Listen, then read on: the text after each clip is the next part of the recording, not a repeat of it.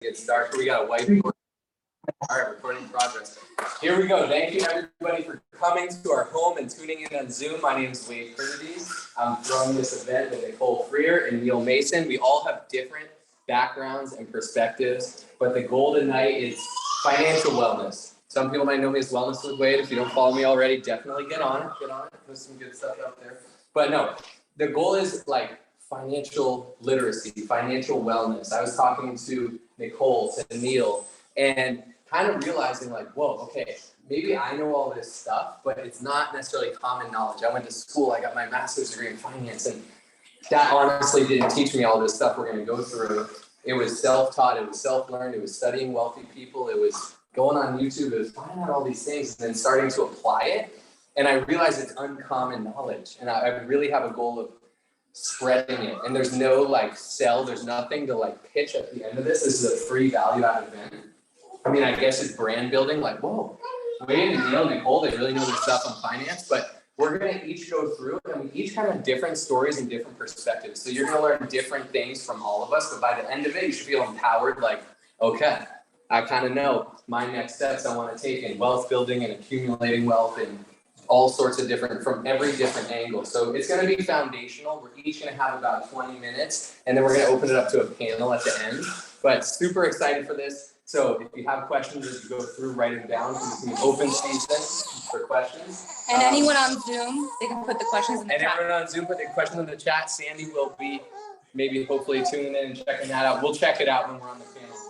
But with that said, Nycole is gonna kick it off. I'll let you intro yourself. Thank you. It's definitely a note-taking thing. Yes, content's allowed, but yeah, Nycole, kick it off. Alrighty, so my name is Nycole. I actually work at JP Morgan. Probably not supposed to be doing this event without approval, but I'm doing it for you guys. So you're like, oh, Nycole for years. She was at this event until my company, because anyways, compliance could get in trouble. So anyways, also I am a volunteer at Saddleback Church. I do one-on-one coaching there.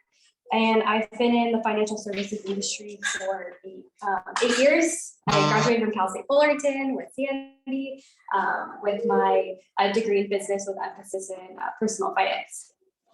So I am going to ask you guys a question, rhetorical, obviously, to like get you guys thinking. If you had all the time and resources to do anything you wanted, what would you do? So I'm doing all foundational, so we're gonna talk budget first. So how many of you have a written budget on paper? You guys know how much you're bringing in. Awesome. And like what your expenses are. That's why Nycole's here.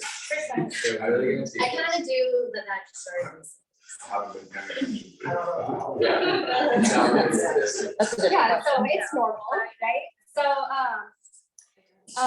So pretty much it's just kind of like eating. So like if you want to lose weight or gain weight, like you have to track, right? So your finances are the same way. You need to track them. So one app that I recommend is called the Every Dollar app. You'll be able to link all of your accounts to it so that like all your credit card transactions and everything are like pre-populating. So you can pay like $10 a month to do that. And then you'll put in your income and then all of your expenses. So like if like your house, your Arbitrage products, if that's what you're using, and all the things that you spend your money on. You also want to put like savings for like Christmas that always seems to come up, and it's already November, December, and you're like, usually it just goes on the credit card.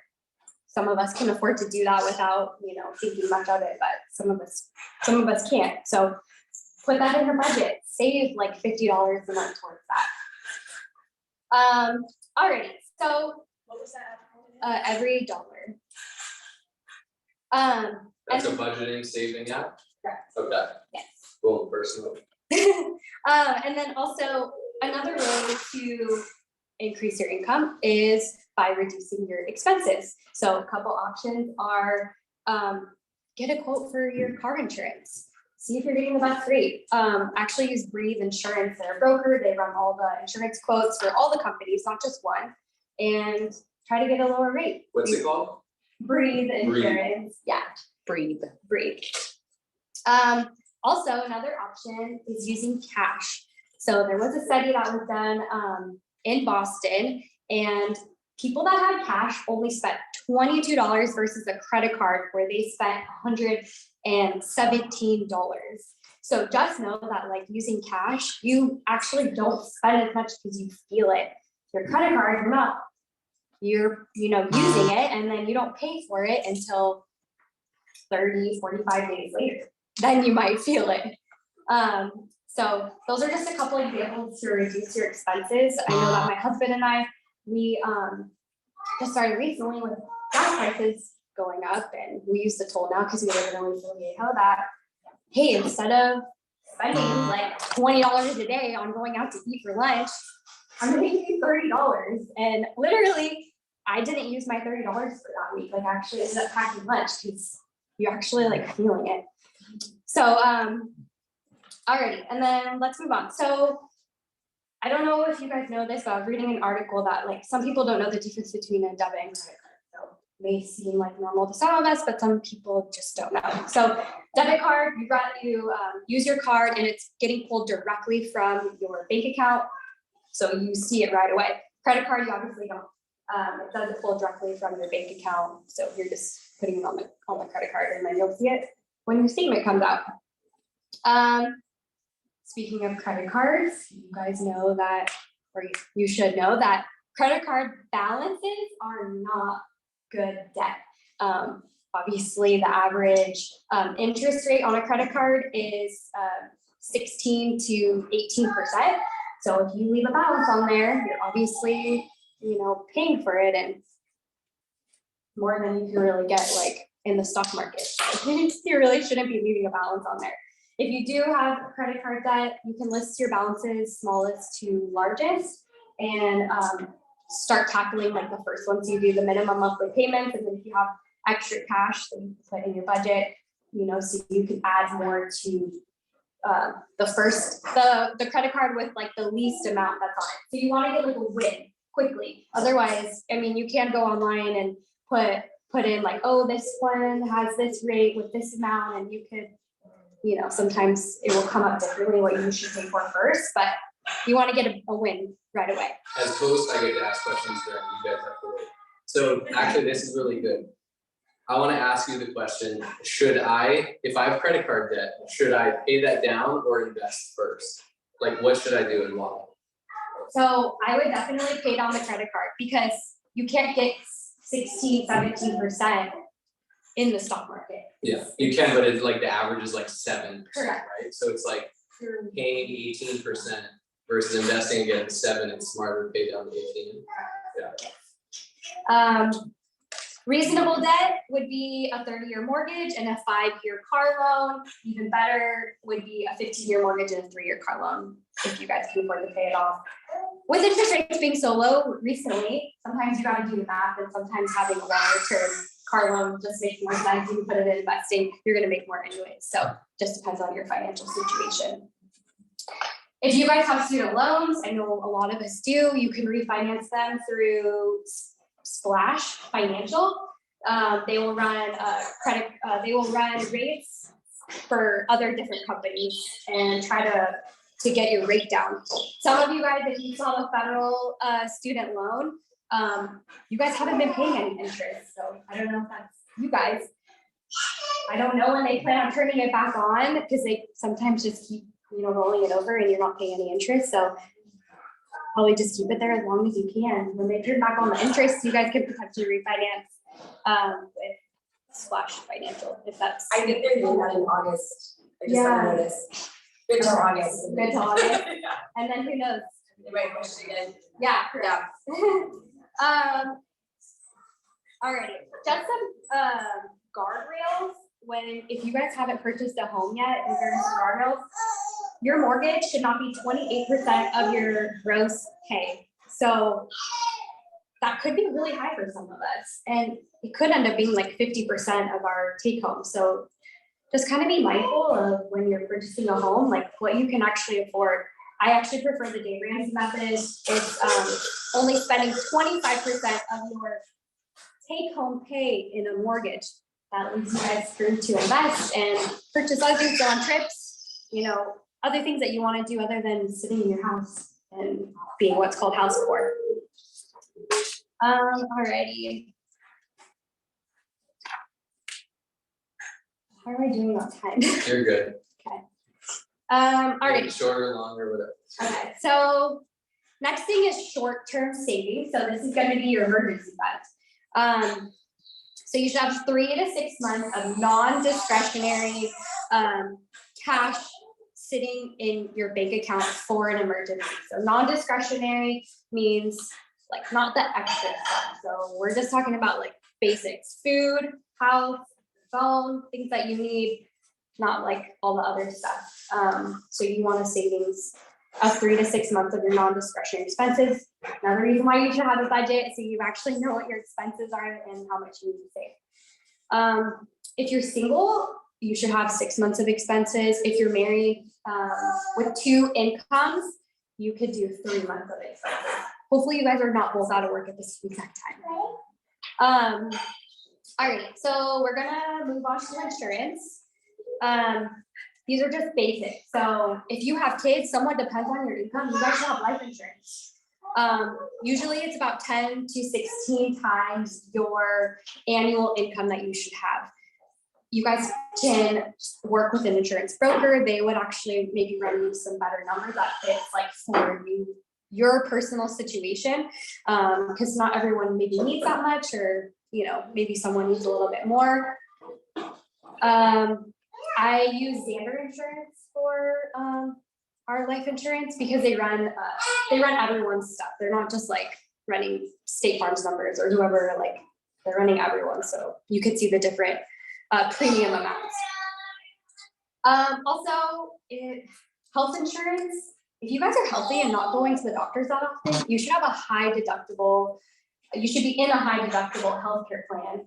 It's a lower premium. But if you're going to the doctor's often, then obviously do the opposite, do a lower deductible. Your monthly payment is just higher than the high deductible. So, and then Aloha Insurance in San Diego can help run all the numbers. They're also a brokerage firm.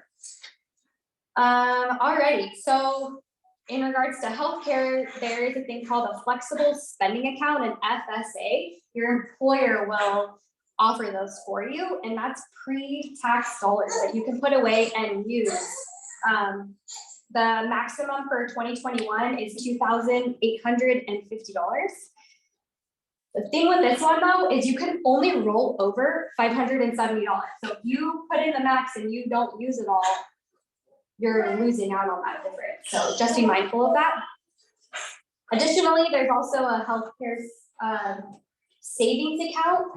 Usually this is outside of your employer. The max you can contribute for a high deductible medical plan is $3,650.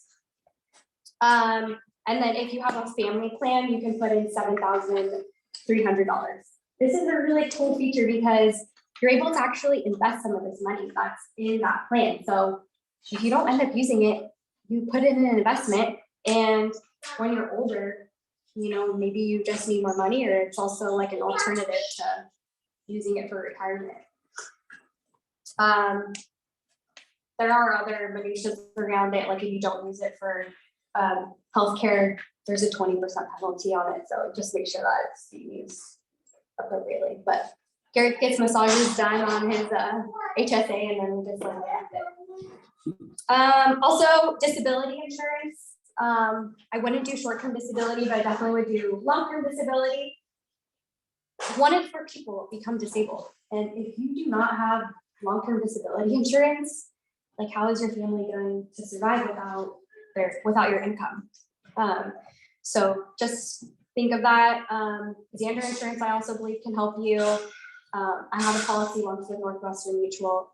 You guys should also check with your employer, because sometimes they'll have group insurance policies and the rates are cheaper, and you want to pay for the premium with after-tax dollars. So if something were to happen, when you get the money, when you collect the money, you're getting it after tax, so it's not, you're not having to pay for it when you go do your income taxes. Let's just try to quickly go through insurance because it's kind of boring. Property insurance, you guys should obviously have home and auto. Like I suggested, was breed insurance. Long-term care is usually for people that are over 60. And an umbrella policy, as you start building your wealth, you should have an umbrella policy, usually between $1 to $3 million. All right, some more fun stuff.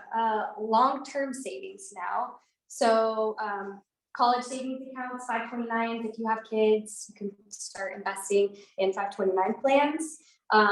If you have grandparents that want to gift into the 529 plans, they could gift for each parent $16,000 into the 529 plan. So if you have grandparents that are still around, they each can do $16,000 each. And so the max you can put in is $160,000 because you're doing it for 5 years upfront. So hopefully that will make sense. Retirement savings, you guys should be saving about 10 to 12% of your income, more or less, depending on what your financial goals are, if you want to retire earlier or not. For business owners, they have what's called a Simplified employee pension plan, and you can invest, let's see, 25% of your compensation or no more than $61,000 for 2022. You can actually contribute that amount with an extension of your income tax return all the way up until the following year in October. Work with your CPA, tax advisor. I'm not a CPA, so they will be able to help you with that. Also, your 401ks, you should be contributing at least up to your match. That's free money. Don't leave it on the table. So find out if your employer offers a match and at least do it to the match. All right. Is there anyone here that say don't have a 401k through their employer? Oh, okay. Like all of us are wrong. Oh, wow. Okay. So you have the SEP option, but you also have an IRA or a Roth. So the difference between an IRA and a Roth is how they're taxed. So an IRA is you get a tax deduction, assuming that you're within there's phase out. So if you make too much money, then you can't deduct it. So work with your CPA. A Roth is after tax money that you can put in. So if you're in like a lower tax bracket, a Roth is a really great option. Again, work with your CPA. Roth is also great if you have kids that have earned income or like teenagers with earned income and their income tax rate is low. Invest the full amount for them. So if they have $6,000 of earned income, or any of you guys have $6,000 of earned income, put the maximum amount at least that you can in. If you're over 50, you get an extra $1,000, so that totals $7,000. Alrighty. For non-retirement accounts. That's the question. Can I ask a question? For what do you think is better, like a Roth or an IUL? An IRA? No, an IUL is Oh, life insurance. yeah, but it also works as like a savings account that's tax deferred. I don't know. It's Does anyone else talking about insurance tonight? Universal Life? Yeah. I think you mentioned it a lot of calls, so. okay. I don't know, maybe like after maybe. Yeah. Personal can talk on that. Thanks for bringing that up. Okay, so for non-retirement accounts, for minors, they have what's called a UTMA. You can invest in that for your child. If you have kids, you can start buying stocks, bonds, mutual funds, things like that. Alrighty. What's my time at now? Oh my God, I've been talking. Right about time. Okay, right about time. I'm gonna skip forward. Closing most important thing. Closing? Closing most important thing. Most important thing. Legacy planning. if you guys do not have a will, this is like super important. You do not want the government deciding where your money's gonna go. If you have kids, you need to have a plan in place. Mama Bear Legal Forms will help you get a will. You also should have a durable power of attorney for healthcare, advanced medical directive, and there's some other things, but pretty much you just want to have beneficiaries on all of your accounts so that they don't go through probate, and your house should be in the trust so that it doesn't go through probate either. If you don't want to pay for an estate planning attorney, Zoom has an option. It's cheaper, and then you could get your house into the trust. Okay, that's it.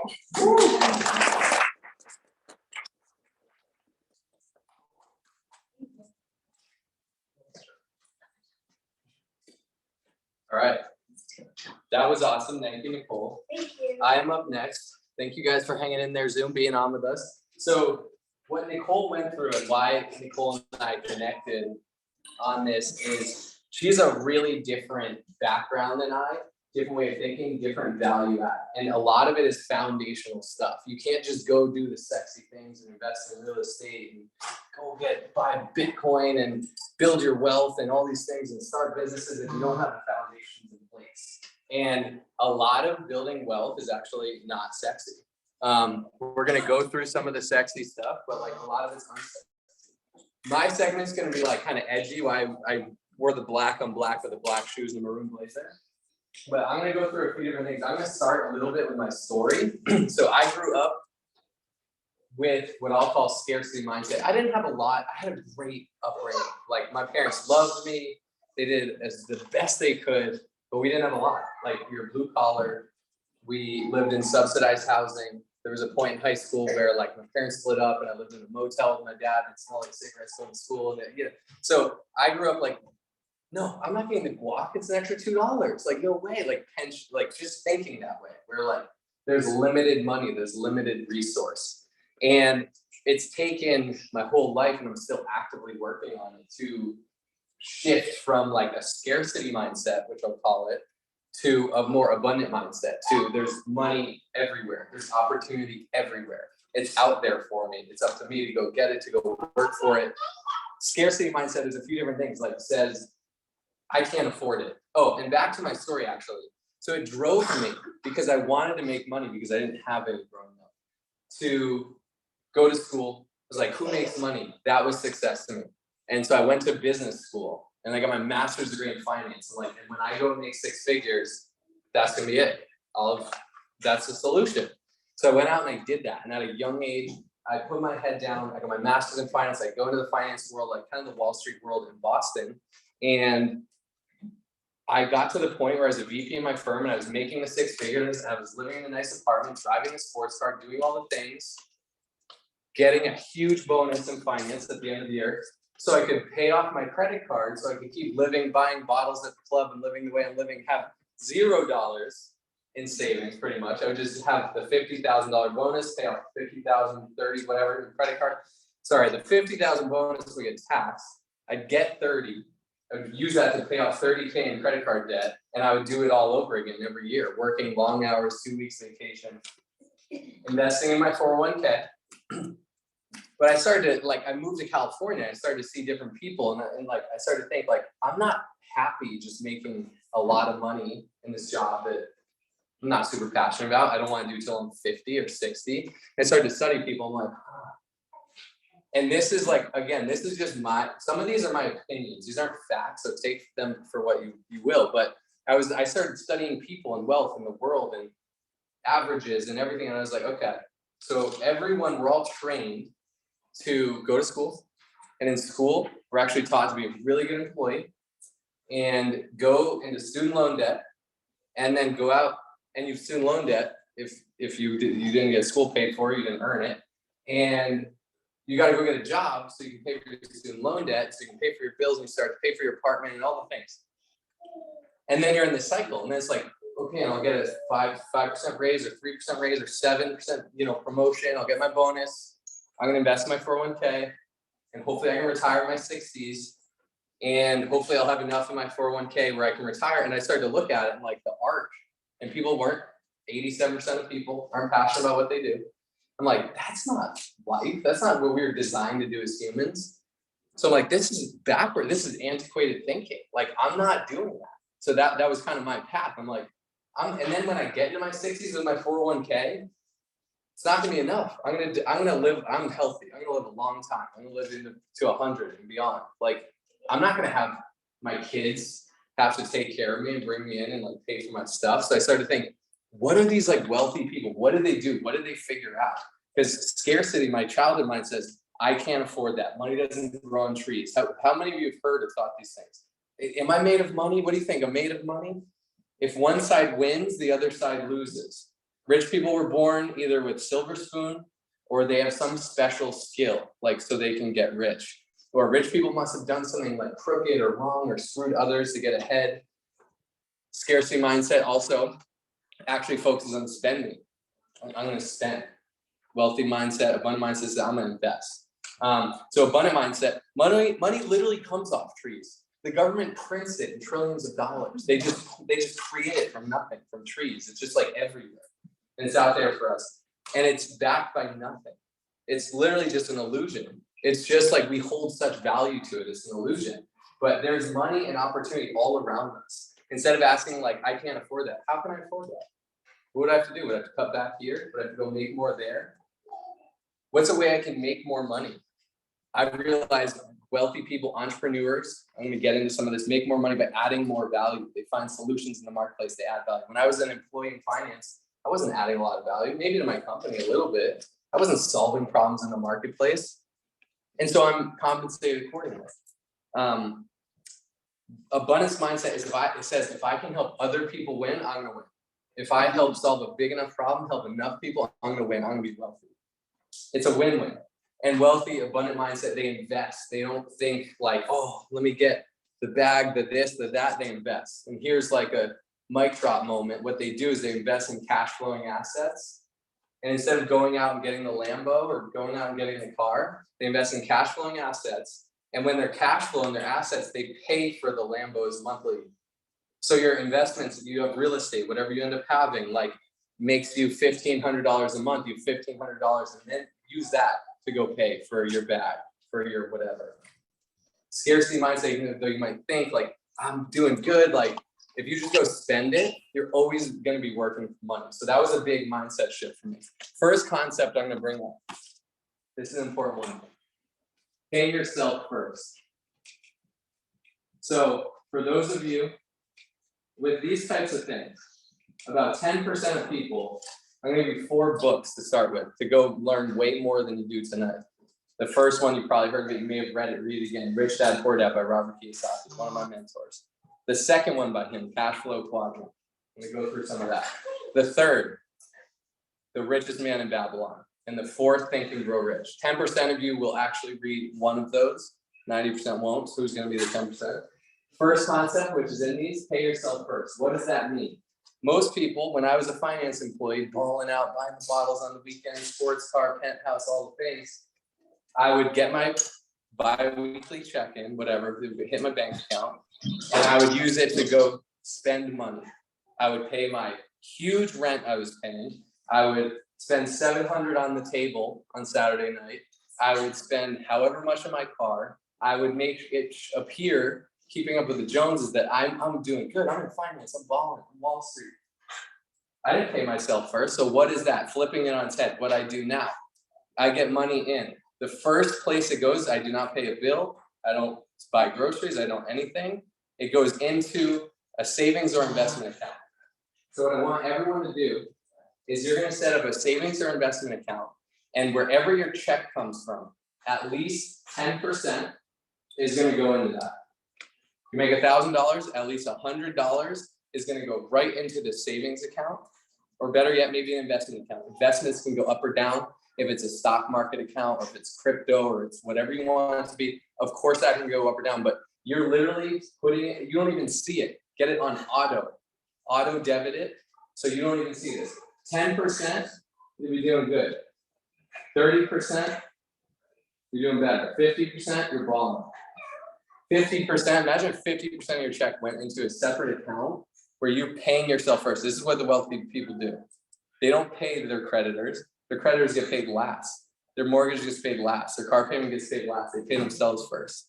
And where this goes into that real estate, goes into those things. So all of a sudden, their real estate, their cash, they're creating cash. They're making their money work for them. That's gonna be a big part of my segment. I'm gonna go over a little 20 minutes, I already know it. But they're making their money work for them.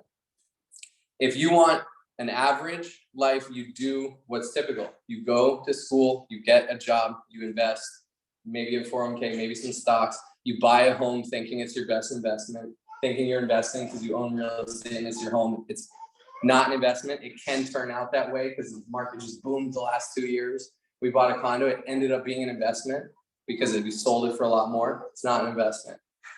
Think about investment as what pays me every month, what creates cash for me. Your house does not create cash for you. If you go sell it and you made money after all the expenses and stuff you put in, renovation, whatever, technically, yes. I would argue it goes both ways. Like your house is not an investment of yours. It's not an asset of yours. It can turn out that way. So 10% minimum, 30 is better, 50% you're balling. You're a genius. If you're living at home or if you don't have a lot of expenses, get up towards here. And do that auto debit. So the goal is you don't even see it. Let it just go out first. Next thing we're gonna cover, cash flow quadrant. Cash is king. I don't carry cash, I don't use cash, but I do. In my abundant mindset, I have a $100 bill in my wallet at all times that just sits there. I don't use it unless I have to. So I know abundance is at my fingertips. If I'm in a bind, I have $100 right here. I try not to use it, sometimes I have to. Next thing we're gonna cover is the cash flow quadrant. This is big. How we doing, Zoom? We good there?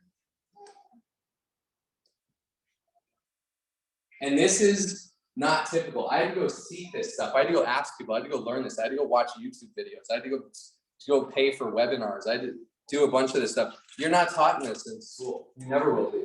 You're taught to be a good employee. You're taught to be like, work for me. I'm gonna start the business. You're gonna be in a lot of debt, so you have to work for me. And you'll have the white picket fence and you'll get by. And your kids are gonna have to take care of you if you live to like 80. So that is like what is trained in our society. Again, I'm going edgy here.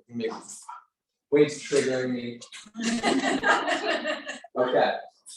This is also a comedy show. I'm training for it. Okay. I might be stealing some of Coach Neil's thunder here. He's like, you doing the cash flow quadrant? I was like, yep. All right, we got employee.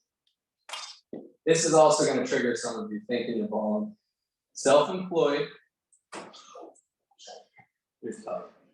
Business owner. And investor. Here's where most of us are, and most of us at least start out. Employee. Employee, you know, I'm not here to shame anyone. This is just what this is, cash flow quadrant is all about. As an employee, I was one for a long time. We trade time for money. We go to our desk. It's not directly maybe an hourly, but I know I have to work a certain amount of hours a week. I get a fixed salary. I got a bonus at the end of the year, but we're trading time for money. And we always will. And you know who, we're gonna get into taxes a little bit, but you know how the tax code is written? You know who gets absolutely destroyed, who pays the taxes in this country? The middle class. Employees pay the taxes. When you hear, oh, Warren Buffett paid no taxes, we're gonna get there. Or he paid less taxes than his assistant. What the heck, that's wrong. We're gonna get there. Employees, we trade time for money, nothing wrong with that. Some people's goal is, hey, I have safety and security. And actually, it's a really good thing. Our brains crave it. So there's really nothing, the world needs employees. The world can't be all entrepreneurs out there gunslinging, doing all this stuff. Like, if there's no employees, the world would not work. There's all different types of people. This is safety and security. It's trading time for money. It's a good, solid income. You know it's coming in. As long as you keep your job, it's amazing. Next is self-employed. That's me. I have an Arbitration business. I have a 1099. We have a few different businesses, but all of them are our own. I'm self-employed. What this means, I'm still trading time for money. It's different. It's not hourly. It's not a salary. It's not fixed. I have potential to increase. I can work harder or less hard, and it might affect my paycheck up and down. There's I can leverage myself to an extent, but I'm still trading time for money. A pizza shop owner is self-employed. A doctor is self-employed. A doctor could probably, they can switch into this, depends on the margins. So self-employed, actually, they don't know what they're doing, pay a ton in taxes too. They pay a ton, but there's gonna be ways we can balance that. So can you guys see this here? You can't really see it, but self-employed is 1099s, is you own your own small business, is something. We're gonna shift into business ownership so you can see. Business owner is you have systems. This is you, you're the owner, you're the operator too. The business doesn't work without you. You're in it, you're operating it. This is, I'm the owner, but I'm not necessarily the operator. I have systems in place. I hire employees.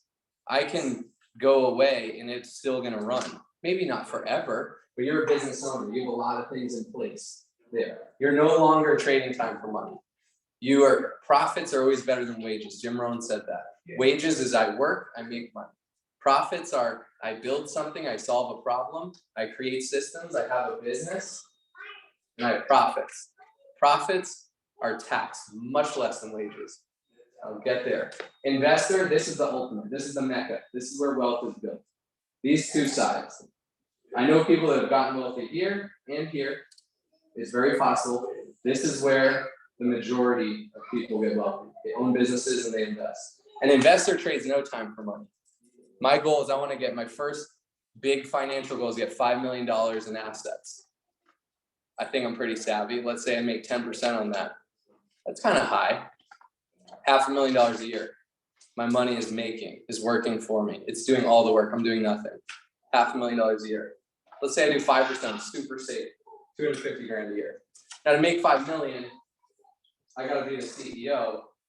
Like there's steps to get there, or I gotta really build something here. I probably gotta own a business, and then I gotta invest.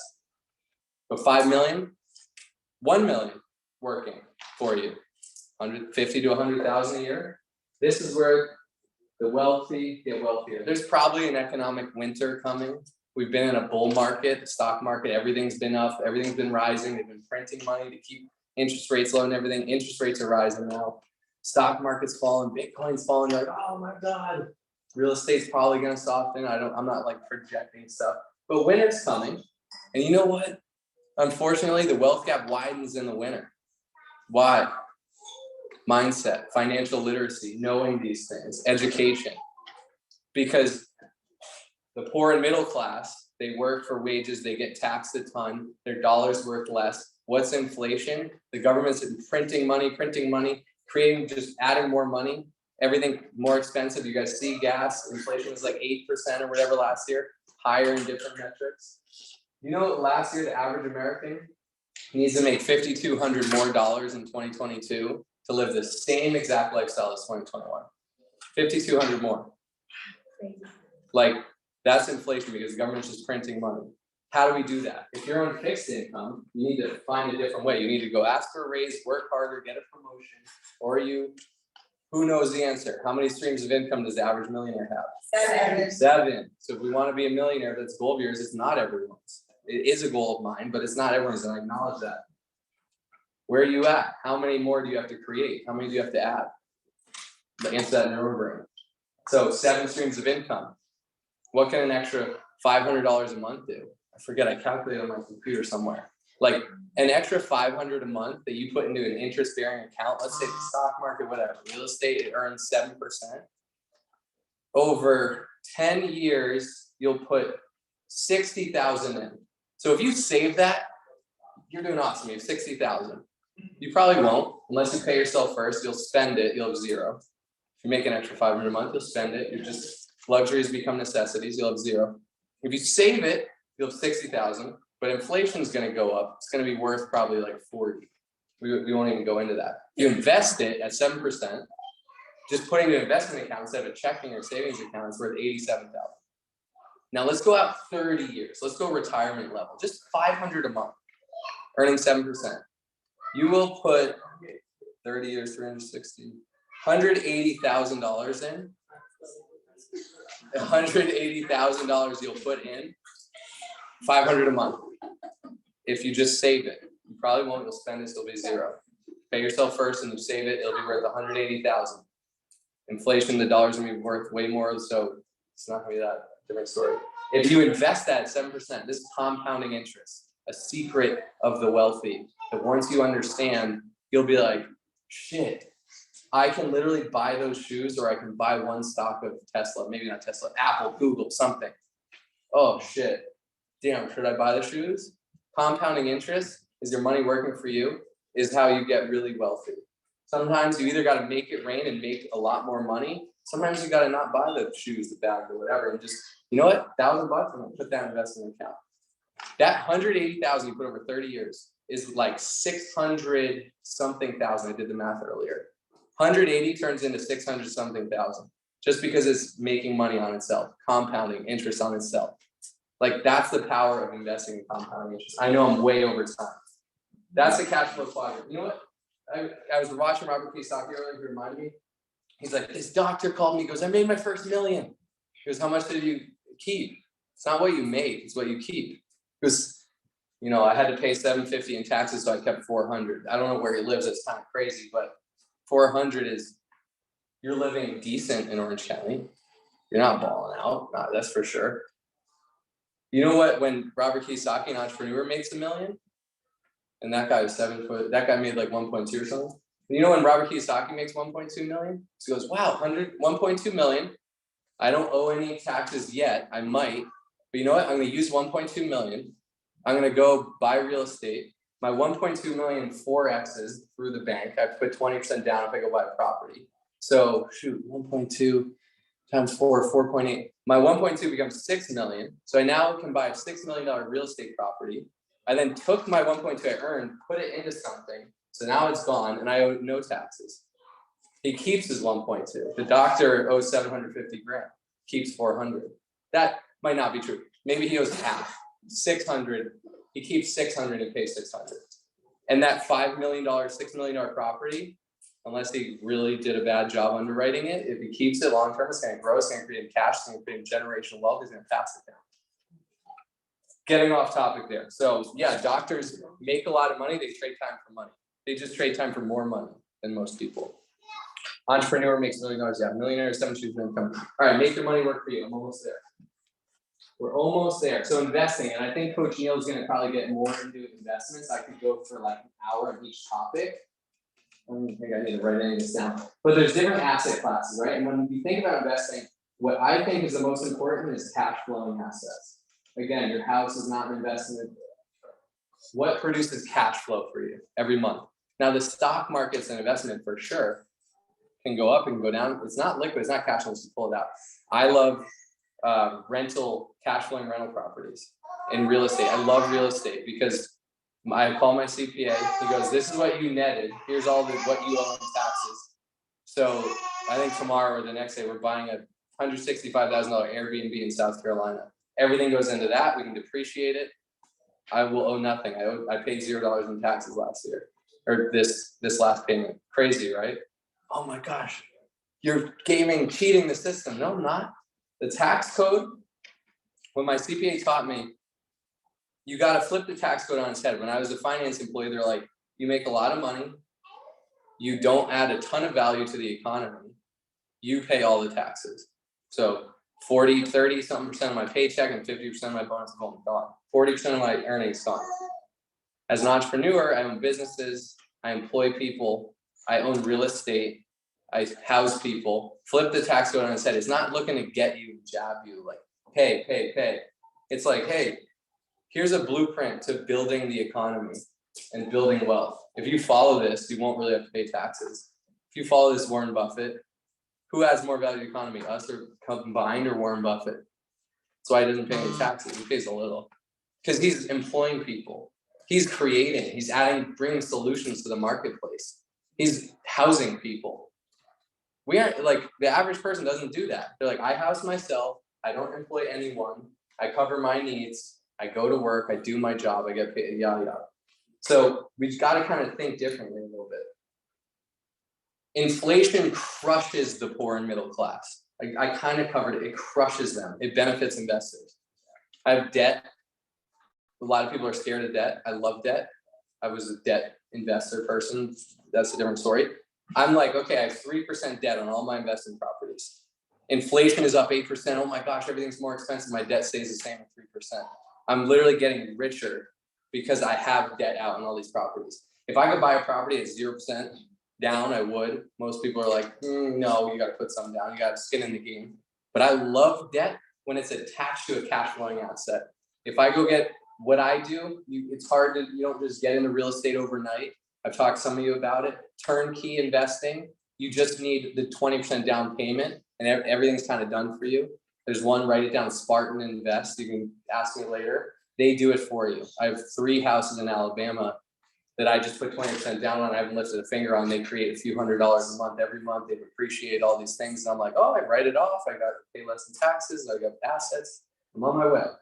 And I don't have all the answers, guys. I'm not perfect. I need to budget. I spend way too much money. I need to invest more, all the things. So I'm not like trying to be up here like Tony Robbins, like I am God. Listen to everything I said. But I do know some stuff. Back to investing, asset classes, stocks. Neil is a genius on. We talked about. I don't know as much about. I actually was not invested in stocks until about a couple of weeks ago. When the pandemic hit, I had a 401k for my finance job. Let's say there was 100,000 in there. I could take it out with no fee. I took it out and I put it into what's called an investment, infinite banking account. It's a whole life insurance policy that is more a financial instrument or vehicle that the wealthy use. And what it is, long story short, infinite banking, it's whole life insurance. I didn't even care about that. Now I do. I have Cameron, and she's going to be a millionaire if and when I die. But when, I guess, when I die, at 120, she's going to be a millionaire. Infinite banking, it's whole life. And this is me studying wealthy people. What do the Rockefellers do? What do all these like really wealthy people do? And a bunch of them have these policies, these whole life insurance policies. Again, we have podcasts, other stuff in this. You can learn a lot more. I'm not going to go to depth. But basically, I'm like, you can set up your own bank. When you give Wall Street your money, they get rich. You don't unless you really make a lot of money. Wall Street makes the money. They use your money, they leverage it, they make a lot of money. That's what we did. Infinite banking, I earned so I took my 100K, put it into a whole life policy. Yes, there's an upfront fee, but then the fees are much lower than like anything, pretty much lower than the stock market accounts, everything. I get 5 to 6% dividend on my money, tax-free for life. It keeps growing, but also that 100K, I have access to it. I can go borrow it. So I take this 100K in here. I'm like, I want to go buy a $160,000 Airbnb in South Carolina because it's a good investment. I'm going to make money on it month after month, cash flow. I owe 160K. I owe 32K for 20% down. Closing costs, everything. I owe 35K. I'm going to take 35K out of my 100K, but this is my own bank. The Mass Mutual, who runs it, takes a lien against 35K. They don't take 35K out. They give me 35K. I buy real estate. You guys don't need to see this. It's just jibber jabber on Zoom. You just need to hear it. I used 35K, but 20% down. I now have a $165,000 asset that gives me cash every month. This 100K is still in here. It does not deduct 35 down to 65. It's still earning at 5 and 6%. It's called interest arbitrage. I owe 5% on this, but I'm borrowing from myself. It's incestual. Usually a bad word. This is good. My money is here. It stays with me. It's all with me. It's in my real estate holdings. It comes back around. I know it sounds complicated, but it can be simple. So then I use my real estate cash every month that I make to go pay back my loan because I'm a responsible banker. And then I have access to 100K again. And this has been earning 5 to 6% the whole time. What did we learn about 5, 6, 7% over 10 years, over 30 years? It's just gonna keep growing and multiplying. My money's working for itself. So that's a really cool concept. Neil's gonna get into stocks. Real estate, if I was gonna start, go turnkey. Or you gotta go learn it on your own. No one's gonna do it for you with all of this stuff. Cryptocurrency, let's briefly talk about it. I'm no expert. I can't tell you about blockchain. At the end of the day, what I think about cryptocurrency is it going to be a viable monetary instrument, fiat currency, whatever we want to call it, 10 years from now? Do I think Bitcoin is going to be around 10 years from now? And will it be a part of our financial system. Right now it's like, oh, maybe is it or not? So with crypto, I'm thinking about it, whatever I put in, it could go to zero if financial regulators are like F crypto and it somehow combusts, or it could be this decentralized monetary system, and I think it could 100x. So that's where you kind of take some of your risks, you decide, but you pay off your credit card debt before you invest $1 in anything. Because you're not going to go find a lot of places where you can earn 18%. And if you do, there's risk. You might lose it all. So that's kind of one very high level 101 investing. Last thing I want to cover, I have a 6-month-old, Cameron. I'm setting up one of these accounts for her because I do have that capital and liquidity to do it. Guess what's going to happen? When she's big enough to do chores, she's going to be taking out the trash, she's going to be cleaning. She's not getting cash. But it will go into her account where she's earning 5 to 6%. She's not going to see any of it. Dad, it's so unfair. I want the dress. I want the whatever. Like, oh. I'll say, you can have the interest. You can spend the interest. At first, it's going to be 75 cents for the freaking month.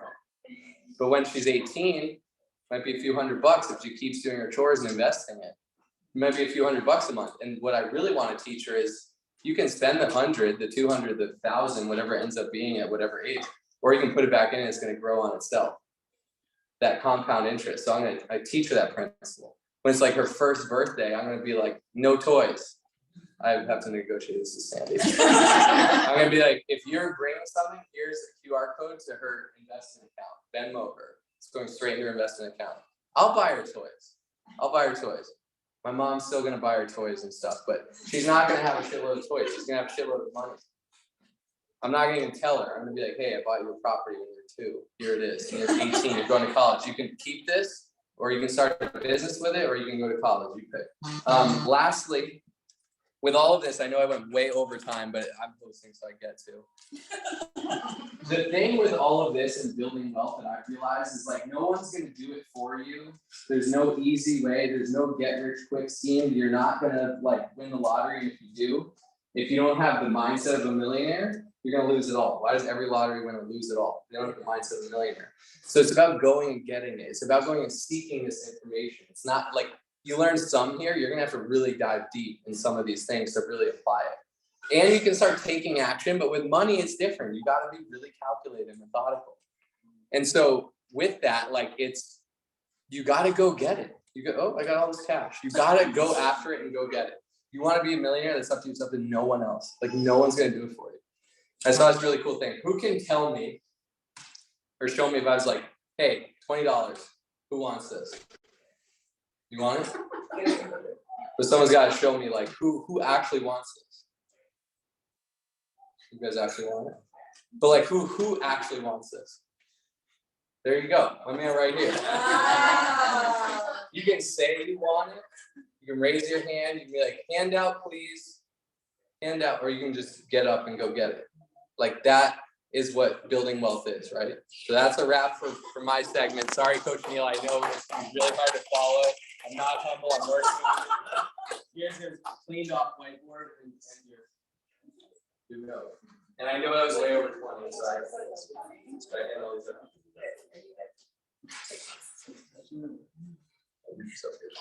All right, Coach Neil is my coach.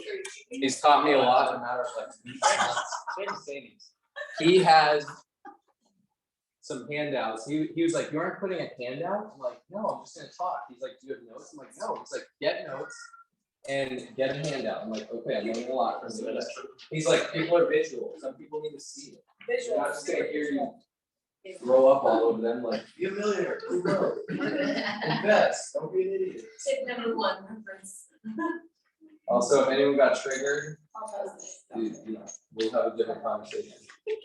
Yeah. Say you want it on Zoom, you put the email with the someone's putting the notes. Oh, yes, I can do that. Okay, you do that. Yeah. So I'm manning a baby over Yeah. here, sweating my ass off. Yeah. No backfire. I know. Oh, wait, I'll take that. Yeah. That's I just brought the heat out there. All right, so We'll send this to them after. I don't think I can send that to them. what's your email? I'll do it on my computer. Okay, so I think I've been introduced you guys on the Zoom call for R1, and some of you Not guys, everyone's on the. yeah, but yeah, some of you guys weren't school, some of you are. And some of you guys know me for being pretty aggressive, being pretty in your face. You're like, yeah. So that's when I'm going hard, and that's when we're talking about activities, you gotta go hard. When it comes to money, and I believe this is hard way, which I'll show you guys, it's really more somber than it is like aggressiveness, right? So when it comes to building a business, you gotta work your ass off. When it comes to money, you gotta be really smart. And Wade said, someone wins the lotto, they get hundreds of millions of dollars, they get broke. That's true, and that's because they don't have the mindset. But what's worse is, and I can tell you firsthand, I grew up with nothing. My mom was on welfare. We had nothing, government housing. So when my mom made $1,500 a month, our rent was $500. When she made $1,000 a month, our rent was $300. If she didn't make a lot of money this month, we didn't pay rent. So I didn't grow up here. I'm from Toronto, part of Toronto called Scarborough, really bad neighborhood. So I know poverty, and being broke is not bad because you don't know any different, right? Being rich is great, but the worst thing in life is being broke, then getting rich and then going back to being broke. Because like, fuck, I was there, now it's gone. Okay, and I can tell you guys this: I've made a lot of money in my life, but I lost a lot of money. Okay, so this conversation is going to be more about, like, it's not going to be the heat, like, we talk about on the Zoom call. It's not going to be the energy from Wade. I'm going to give you guys some actual very tactical things to think about on how to make money, but more importantly, how to keep your money and not do stupid stuff. And a lot of people who talk about making money have never really made money, right? They just happen. They're like, oh, well, in theory, here's what millionaires do. Oh, really? Like, do you know what it's like to send? I sent a $900,000 wire to China for a clothing company. So I know what it's like. So I know what it's like to have $150,000 in payroll. I also know what it's like to be in lawsuits and lose hundreds of thousands of dollars by one bad decision because you think you're smart. And the worst thing about being smart is you think you're smart. Until you're around really smart people, you're not really that smart. So a couple things. Let's talk about the stock market for a second. And this is the biggest mistake I made. So in 2001, I graduated college in 2000. 2000, I worked for myself because, again, I've read Think and Grow Rich, want to start a business. I was in network marketing at 16. That was almost 30 years ago. So I was kind of, some of you guys, network marketer, made some money, network marketing, blah, blah, blah. I want to start a business. So graduated college for a year. I had a little business I started, and I made $3,000 to save. And I'm like, I'm going to invest in the stock market. I read Rich Dad, Poor Dad, pay yourself first, invest in the stock market. I remember it like it was yesterday. Solomon Smith Barney. I was in Long Beach, $3 grand away. I'm doing what I need to do. And in 20, 30 years, this $3 grand is going to make me rich. So I put it in the account August 2001. Well, something happened. It was called 9/11. Planes went into the tower. My bank, that savings account, that trading account went from $3,000 to $800 in 45 seconds. And I'm like, shit. So what I do, I took out the $800 because I didn't trust the stock market. And then I said, I'm going to invest in me. So I kept investing in me. Life's good. Fast forward, I have a mentor came into my life, this older black dude. He was wealthy, not rich, he was wealthy. He had money. He didn't spend the money he had. He was really successful. And he's like, you got to get back into life insurance like we talked about, and we talked about before. He's like, listen, you got to get back and putting money in the market. You're making money running your volleyball business, put money in the market. And by the way, Nycole's conversation earlier was genius. When I was most of your guys' age, I'm like, this stuff's boring. Saving money, apps, putting money away, paying it, like this is boring. Now I'm like, fuck, I wish I would learn these lessons. Because the worst part, again, of being successful is what made you successful is not going to keep you successful. That's a lesson that I learned. And the brain that can make a lot of money is not the brain that can save a lot of money. So you got to have both. It's really hard. So my mentor was like, yeah, just put money away in invest. I'm like, okay, cool. So I had 60,000 in 2000. So what I do, I bought a house in 2006. Newport Coast, spent $765 for it. Then the next year I bought another house in 2007, I paid $529. So I'm like, I'm now smart again. I'm buying houses. Well, 2008 happens, financial crisis. My house in Newport Coast goes from $765 down to $529. I'm like, are you serious? My house in Fountain Valley went from $529 down to $380. And I'm just like, and I put 60 grand in the market, it went down to 37,000. I'm just like, this is the worst. Call the broker. Why didn't you tell me it was going to go down? It's your fault. He's like, I don't know. It's not my fault. The housing market crashed. Why didn't you warn me? I panicked, took the 37,000 out, and I said, I will never invest in the stock market again. Made sense. Now, the houses I kept because what's that? Yeah, I'm like, okay, it's never do that again. Burn twice, right? Fool me once, shame on me. Fool me twice, shame on me. Fool me 3 times, I'm a complete idiot. I'm never gonna invest in the stock market again. All right, so the houses I couldn't sell because I owed more than they're worth. So I'm like, oh, I guess I gotta keep the houses, and I lived in one. And I had my employees living in one, so I kept the houses. Okay. So where am I going with the story? 2010, I met a mentor. So if you guys think I'm tough, I met a mentor in 2010 who was about 100 million from Hong Kong. Smartest guy I've ever met. He's like, and the problem with really smart people, like I said, and you think you're smart, you realize you're not that smart, and then you're like, really, you're inferior. Because all successful people have this like superior, like inferiority clause. It's like kind of this like concept of like the imposter syndrome. Am I really that smart? Are people gonna find out? But when people keep telling you how smart you are, you're like, no, they won't find out. And then you get around someone who's really smart, you're like, fuck, you found out. I'm not smart. And this guy's like, hey man, and back then I was like crushing my business. Did $3 million in revenue, ordering products from China, we're crushing it. But I'm miserable, I'm depressed, I've gained a bunch of weight, my skin is breaking out. So he's like, man, you gotta get in better shape. You don't look the part. I'm like, oh. And he's like, you're not that smart, you're a big idiot. I'm like, he goes, you got lucky. I go, what do you mean? He goes, you started the volleyball business, 2000. There was this thing called the internet, you were first on it. You're kind of good. You just got lucky. You weren't really smart, you were lucky. And I'm like, no, I'm smart. By the way, I was pushing a brand new Bentley. I'm like, no, I'm smart. He's like, you're not smart. You're lucky. And I'm like, no, I'm smart. So I'm like, you think Wade has bravado? I have way more bravado. Because you know, Wade's good looking. They know Wade's not that smart, okay? Wade's good looking white guys. I was black guy from Toronto, living in Newport Coast, driving Bentley. I was smart. Like really, here's the proof. I had 4 Rolexes. Why? Because I can invest in them. Rolexes don't lose value. That was one good decision I made. Bad decision is behind me 4 Rolexes. I'm an idiot. Okay. So then because I didn't listen to my mentor, I ran away from him because he kept telling me how bad I was, how dumb I was. And I didn't think that because who wants to be told they're dumb? And he lived in Pasadena. I'm driving Pasadena, 95 miles an hour in my black Bentley to hear how stupid I am. I'm like, I'm not gonna do this. All right, so then I invested in the business in 2011, clothing business in China. Long story short, they start sending me spandex that are see-through. I'm working with girls. Their parents are like, you're not buying your see-through spandex. I end up losing $300,000 on that deal. I end up making money at the end, but it was like a nightmare. Then I end up doing another business. I invested $500,000, end up losing all that, plus more money, plus because I'm an idiot. And all I remember, I was literally in my bathtub by myself, crying like a little baby, like, what the hell did I just do? And all I remember is, you're not that smart, you got lucky. And I'm like, fuck, he was right, I wasn't that smart. I got lucky.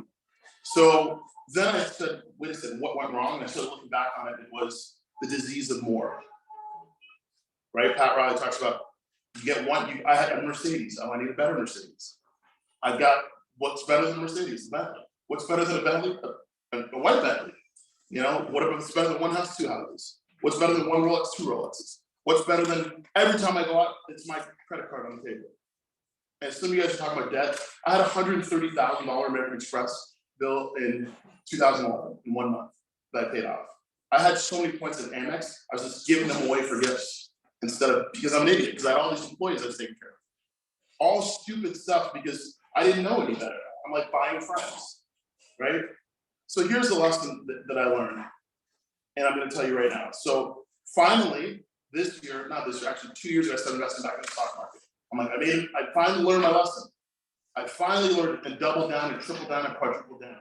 And I'm like, this time I'm staying in the market. Again, I'm not that smart. The good news is I'm staying in the market. The bad news is it's gone down a lot. This time I'm like, fuck, this hurts. Like Wade knows my trading account. I'm like, man, it's worth like a fraction of that now. Because the market's gone down. I'm not gonna pull out. But the bad news is, again, I had a mentor who said, don't go all in on the market. Just be smart. I didn't do that because I'm not greedy. So I'm like, here we go again. So the lesson here is this: you're not as smart as you think, even when you're smart. And when you make it, you're not that smart, and you have to be disciplined. And I'm not, the reason I have these notes, all this stuff I'm gonna go through today is not meant to teach you, it's meant to say, if you have questions, hit me up, hit up Wade, hit up mentors, like, no one has the answers. But here's what we know: You have to learn the hard way. But here's what I know. Elon Musk is a lot smarter than me, and he's a lot smarter than you. Jeff Bezos, Amazon's smarter than you. Google, they're smarter than you. Way smarter. Some of you guys think you're smart, you're not that smart. Neither am I. So here's what if I would have done it differently, here's what I've done.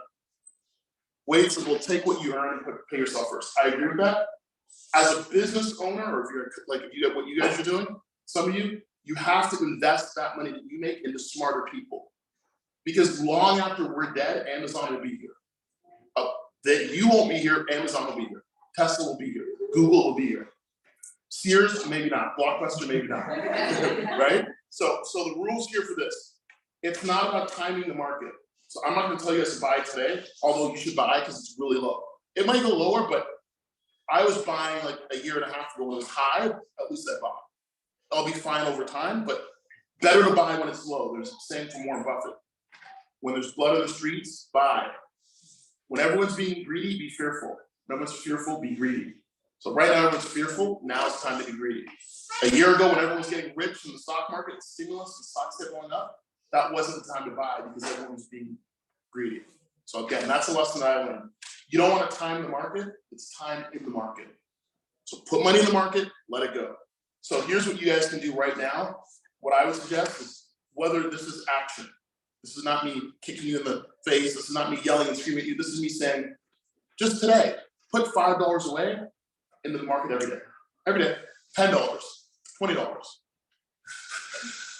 I'm super not informed with any of this, but in the market, like what? Just Yeah, so Like you What can, app did they download? yeah, so there's a lot to this, and you can get an investors are hard, like unless you have real money, like how do you, there's basic stuff you can do. Here's what I suggest. You can do like an index fund, S&P 500. My rule is this, and I wrote it down here for you guys. I'm gonna invest in companies that are gonna be here in 20 years. Apple is not going away. They're gonna be here in 20 years. Microsoft, enterprise business, they're gonna be here in 20 years. Google's gonna be here in 20 years. Amazon will be here in 20 years. Tesla will be here in 20 years. Find companies that you put your money in that you know are never going out of business. Companies go out of business all the time. Blockbuster goes out of business. Be careful. You look at the top 20 companies in the world like 20 years ago, they're not the same. Coca-Cola. Yeah, well, Coke's probably not going out of business, but they could. No, probably not. Never know. 30 years from now, maybe they outlaw sugar, right? You never know. Like, think about this world right now we live in. Every time you guys leave here, you see a gas station, there will be a time and place where that gas station looks like a barn. What do you mean a barn? Yeah, there were times where literally you would go places and park your horse and jump off your horse and go get a drink at the bar. There's no more like barns, there's no more horses. Gas stations are going out of business. So investing in gas, yeah, maybe. I just don't know if there's gonna be gas companies 20, 30, 40 years from now. But I know there's gonna be Amazon, Tesla, Google, because Google has 130 billion in the bank. So they're gonna reinvent themselves. Okay, we'll keep. But again, don't take my advice, do your research, but you have to put something away every day.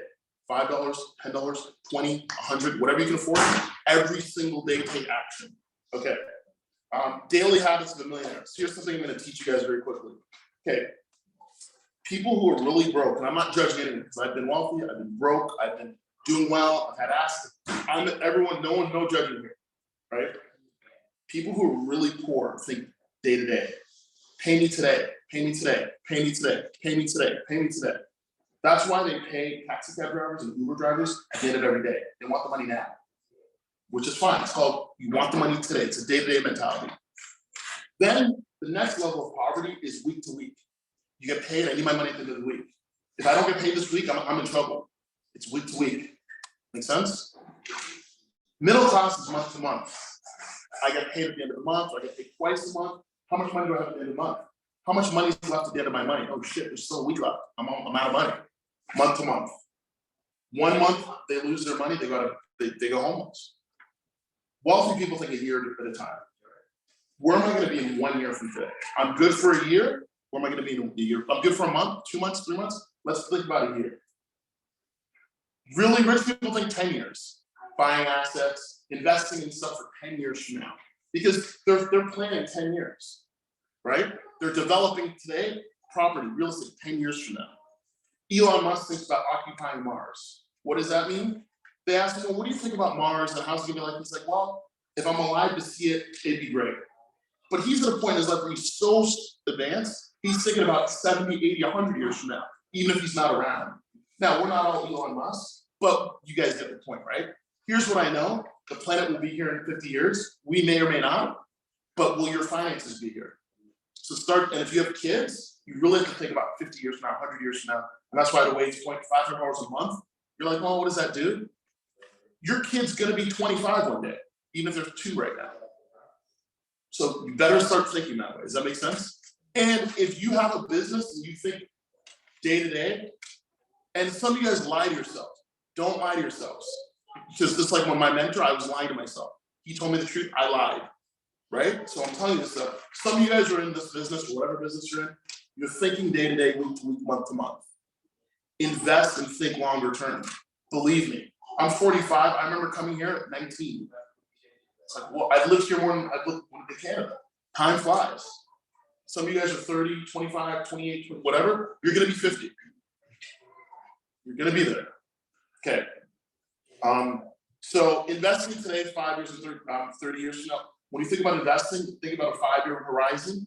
Why 5 years? Because that's when you can see that it's manageable, set some goals. Think about today, how much money do I need today? Be careful, you might lose some, and you'll never lose in the stock market if you just don't take your money out. So if you, and what there's this thing called dollar cost averaging, and we don't need to go into that too much, but if I buy $10 of stock every day, if the stock goes down to $5, on paper, you lost half. But if you're buying $10 worth, you're buying double the stock. So every day you buy, every day, every single day. I didn't do that. I made that mistake because I got greedy, so I put it all in at once. Now it's really low. I'm like, fuck, I wish I had more to put in, but it's all in. Because again, I'm stupid. As smart as I think I am, I just keep making dumb mistakes. It's just the way life is. That's why I get people telling you, don't do stupid shit. I just got don't listen all the time, but okay. 30 years from now, if you invest with that mindset, what company's gonna be here in 30 years? If Apple is around in 30 years, which it will be, because they have so much money, so much technology, the smartest people, same with Tesla, same with Google. The stock price is gonna be 25 times what you put in today. And you're like, no, it won't. Amazon, when it started trading, was $16. It went as high as $3,700. Now it's down to $2,200. You bought it at $16, do you care if it's $2,200 20 years later? Yeah, stocks go up. Even if it drops 30%, you buy more. Because in 20 years, it's going up. So you're checking the stock market every day? Yeah, because I You're on should your be. phone, right? Every day, I should be. I wake up at like 6 a.m. I'm just sleeping. Everyone should know. No, you should not. Don't even check. You don't want to check the stock market. If you don't know what you're doing, So if you're putting $5 set it automatically. but should I, Don't so even look. if I don't own any stock at all, so then if I'm like, okay, Tesla makes sense, Apple makes sense, then like $5, should I just only pick Apple or Tesla, or should I do like, I mean, it depends how much research you want to do. I You can do don't. an S&P fund, you can do like a ETF where they have a basket of whatever. When you do basic advice, basic stuff. My things like, I don't buy Facebook because I don't believe in Facebook. You guys know I don't post. I don't believe in Instagram, Facebook. Like, well, why are you on there? Because it makes you money and people feed. And I'm not a hermit. So it's like, okay, I gotta be on here. But I just don't I don't believe in Instagram and Facebook. I don't want to give them my money. So I'm not gonna I'm not gonna invest in those companies. So I personally only invest in companies that I like, because I want to root on the companies. And again, I'm twisted. I like looking every day. It's bad. You put it, set it, and it just, you get like Robinhood. I can send you the link. We both get $5. You can set it up to take $5 out a day, $1 into Tesla a day, $1 into Google a day, $8 into Amazon a day. Yeah, great question there. Yeah. So there's fees for investing. I don't remember Robinhood's. It has no fees. No fees. So you put $5 a day, $5. Yeah, there's no Right, trade. okay. So the key is like, you don't want to put $5 in if they charge you $2, obviously. That's 40%. Yeah, but most of the apps don't do that. Yeah, okay. Yeah, Robinhood is, again, I can send you the link, you each get $5, whatever. Like, hey, I'll take the $5, you'll take the $5. Better in my pocket than in the bank's pocket. Bottom line is, when you shouldn't be doing anything right now. Seriously, like, part of being dumb is hearing something, just acting on it. Don't do that either. What's worse than inactivity is bad activity.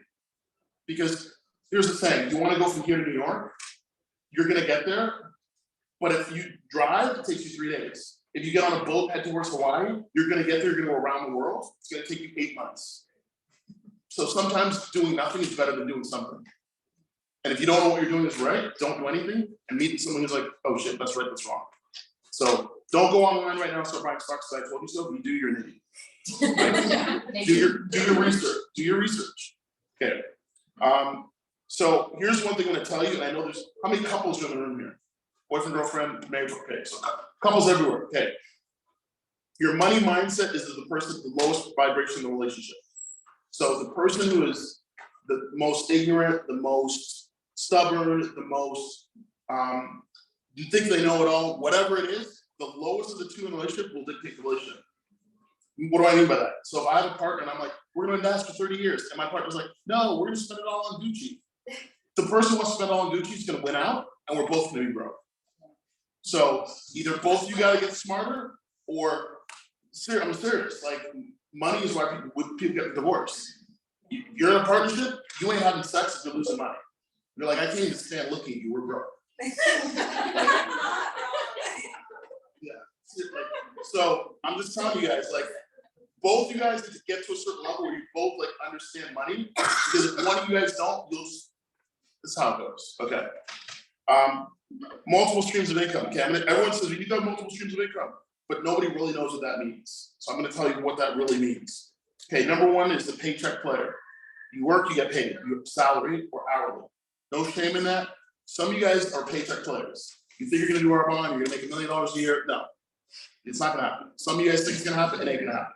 It might happen to like 3 people, 1 people, 2 people here. Not everyone can be rich at Arbonne, because if everyone was rich in Arbonne, there'd be no more people in the world. We'd all be in Arbonne.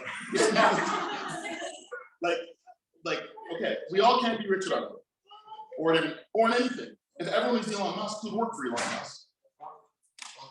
Right? So why do I tell you that? Because if you're a paycheck player, be a good paycheck player. By the way, what he didn't tell you about the cash flow quadrant, the paycheck players in the big companies, they say, pay me a paycheck and give me stock. So they do both. So Wade's point, oh yeah, rich people, no. The Google CEO makes $100 million a year. It's all in stock benefit. So real smart people do both. And I couldn't work for Google, not because I'm smarter than Sundar Pichai, the CEO, is a billionaire. No, because I'm so stupid and ignorant, I can't have it, I'm unemployable. Running your own business doesn't make you smart, it means that you don't have the skills to function in a job. Right? Like, you guys think, oh, I'm smart, I'm starting a business. Oh, no. Like, who would you rather be, you or the 200th employee at Tesla? 200th employee at Tesla with $38 million. You're here at this meeting. You know what I mean? So think about it, like, having a job is not bad. Negotiate stock benefits in your job. Negotiate stock options. Like there's nothing wrong with owning a job. Nothing with having a job. So there's a paycheck player. Some of you have a paycheck. Crush your paycheck. Be the best employee at Chase, JP Morgan. Be the best employee at Albertsons. Be the best employee at Wells Fargo. Get stock, right? So you can be a good employee in life and live happily ever after. A lot less stress. Now you have multiple streams of income. Okay, transactional player, that's a realtor. Okay, I know some realtors, I work with realtors. Great, but they only get paid when they sell. So that's good too, but it's a transaction. It's not residual, it's not recurring, it's just a transaction. Okay, expert hourly, that's a lawyer. They're experts in what they do, they get paid hundreds of dollars to do it. It's still a transaction, but I paid my lawyer last year for 4 days of work, $15K. I'm like, shit, that's a pretty good job. Nothing wrong with that. Or if you're sick and a doctor fixes you, there's nothing wrong with that either, right? So that's another way to make money, right? Is be really good at the transactional, be an expert hourly worker. A consultant, people pay you monthly to consult. That's again, a special skill set, but if you know how to blank, you can charge and be a consultant. People pay you for your expertise. People think that only successful people can give advice. No. Remember, if I would have given you guys advice in 2006, I was making hundreds of thousands a year, that would have been bad advice. I can give you better advice now because I've lost a lot of money. Because I know what not to do. That makes sense? So be wary of coaches and people tell you, look at my Lambo, pay me to coach. Look at my this, I'm so rich. Show me your failure. Does that make sense? Okay. Leverage earner, that's multi-level marketing. Now, I will tell you this, whether it's Arbonne, I'm in Arbonne right now, I've done Kangen. I made money in Amway, I made money in startup. I've always been in MLMs, just dabbling, because I sell a Kangen water machine and I make like $2,500. I don't have to sell them every day, I don't post. But if someone needs a water machine, I can get you one. I make $2,500, why wouldn't I do that? Like it just doesn't make sense. Why wouldn't I help Arbonne? Why wouldn't I? Hey, I have friends who I'm like, nah, don't do this, do Arbonne. Lower price point, get in, you make $500 a month in a couple of weeks, couple months, couple of years, whatever. That makes sense. So everybody should be an MLM. Where do you buy your makeup from? Buy it from Arbonne. Why buy it from Amazon? Make Jeff Bezos rich, unless you have Amazon stuff, right? But see how you're starting to think now? Okay. So everybody should be in some sort of MLM, and every time you should just be in an MLM. It just always makes sense to be in it. I like Arbonne products, that's why I'm in Arbonne. I don't actively promote Arbonne because I only promote stuff that pays me directly. But I love Arbonne's products, and I think it's smart. And I won't be at the top of the Arbonne company, but I'll be on stage very soon because I just happen to work hard and know people and it'll just work out that way for me. But I'm always pushing Arbonne and for you guys. And I like the compliment. Product sales, arbitrage. Okay, so here's what you want to do on an arbitrage deal. You always want to be able to. I have a girlfriend who has an Etsy store. She posts pictures on her Etsy store of cute dresses. People go on there and buy it for $30. She then goes to Alibaba and pays $6 for it and ships it to them. And she makes $20. It's genius. It's called dropship. I was dropshipping back in like 2002. I had a dropship company. It wasn't even on the internet. I was calling them. They bought this. I buy it from you. I keep the difference. That's called product sales and arbitrage. You take the difference. You should be arbitraging everything. Everything. So you should be thinking about, again, I'm not telling you just do Arbonne. No, do Arbonne, do it well, but hustle in other ways too. You have to have multiple hustles. Okay. The brokering a deal, and I shouldn't say this because I don't know who's going to watch this, but I helped sell a $5 million house, actually $4 million. I'm not a realtor. I got a $19,000 commission check. I just put two people together. You need a house, you're a realtor, great. I'm going to bring you a real person, yeah. You pay me commission. Well, you're not an agent. I go, I know, but I'm a corporation. I'm doing marketing services for your agency. Cut me a check. Savage. Yeah, literally. $19,000 check, the fuck that helps. Right? But you're like, how do I know people that make millions that have $4 million? Because I'm just friends with everybody. How do I know realtors? Because everywhere I meet a realtor, I'm thinking, okay, I keep friends with everybody because you never know. And I know someone who's gonna, if I go out and if someone wants to sell their house, I'm like, I got a guy for you. And then I'd say, hey, write this little contract here. You sell this house, you pay me, boom, it works. And I do it all the time. I have mortgage people I refer. So that same deal, not that deal, another deal, we did a $1 million house with the realtor, I got a commission, and they went through a mortgage broker I know, I got a $2,200 commission on that. So always looking at ways to make money. Okay. And then there's service referral. Always ask for commissions on stuff. Literally. So my life is multi-level marketing. Like literally, if I tell someone, hey, go into that store, I'm calling the store ahead of time saying, I'm sending you somebody. I need a cut. Seriously. My time, my network's valuable, you pay me. And they're like, well, we can't do that. I'm like, cool, I just don't send them to your store. Oh, no, we pay. Like, it sounds funny, but you have, go ahead. Yeah, but then so I do personal styling and I have friends that own boutiques that I know through buying from them and sending people. But then I kind of feel like a bitch to being like, okay, I'm just not gonna send you people anymore. I don't. It's business. You go on this, but here's the thing, I'm gonna get to this later. You negotiate a deal, but then you never discount or disrespect people's business. So, and I will get to this later, like I don't go into restaurants asking for a deal. I pay full price for everything.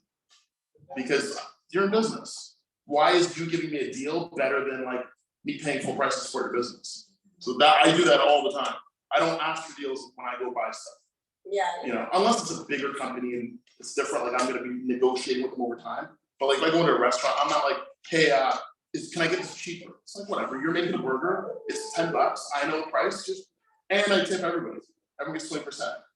You know? And if you're a bad tipper, if you're a bad service, I don't not tip, I tip you, and then I say, you know what, I'm not gonna be back. But here's the 20%, I'm not gonna be back. You know, so you don't disrespect people that own stores, but ask for deals. If your friend is a gardener and Wade needs his lawn cut, I say to the gardener, hey, I bring you Wade, you pay me 20%.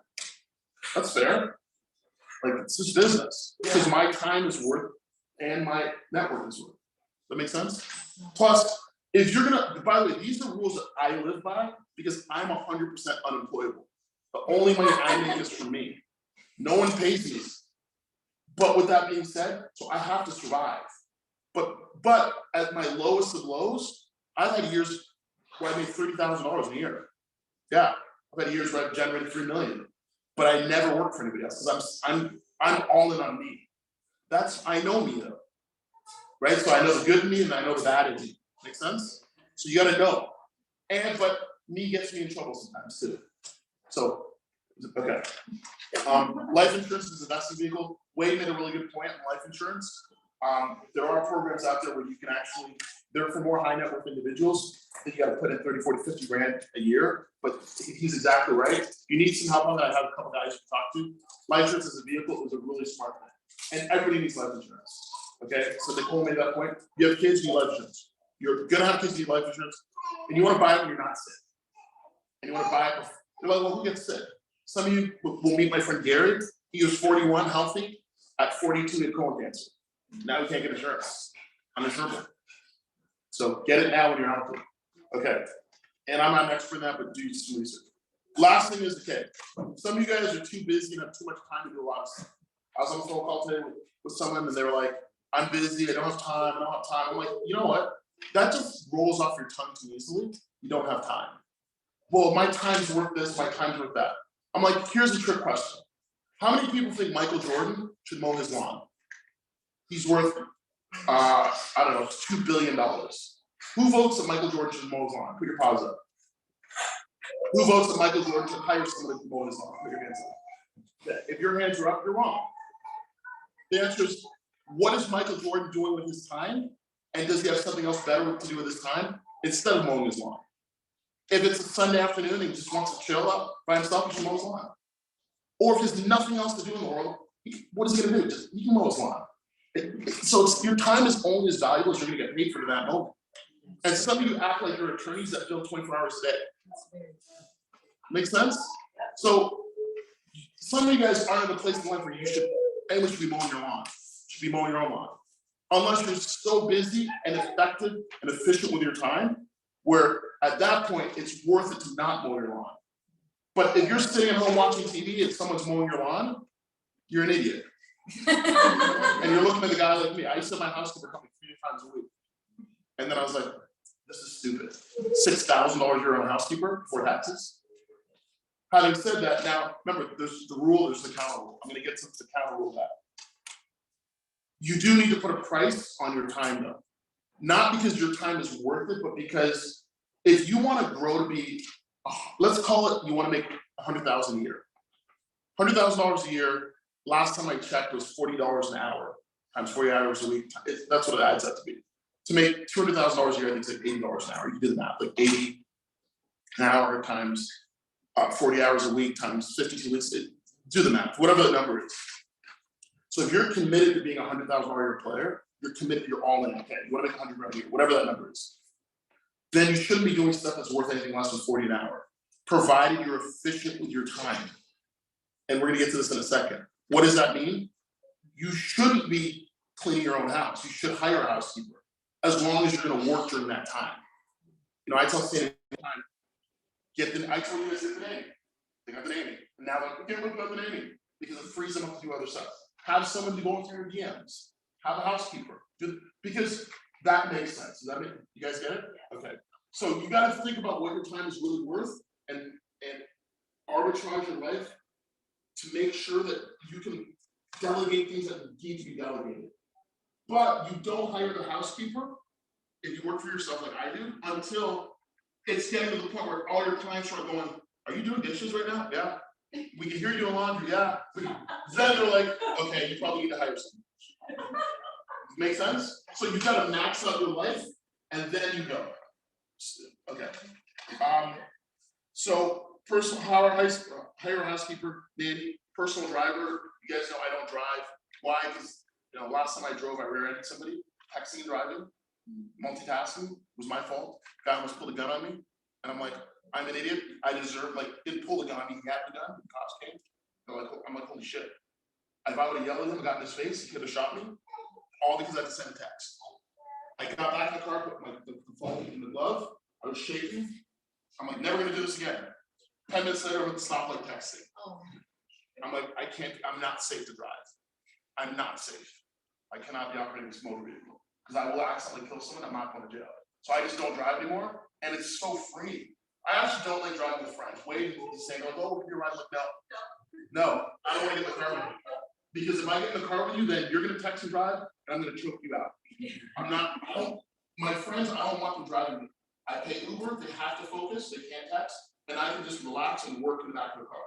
The first month I didn't drive, I made $30,000.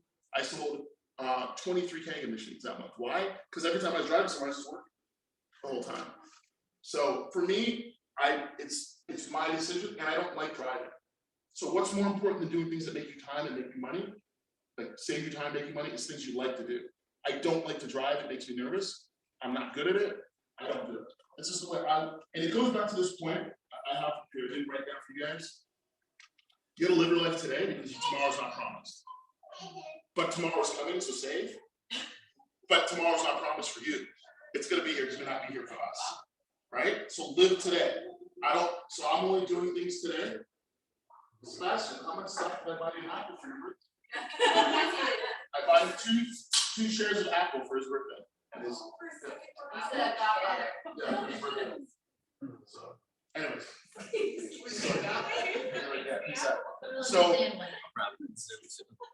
So you guys gotta understand, live your life today, really important. Okay.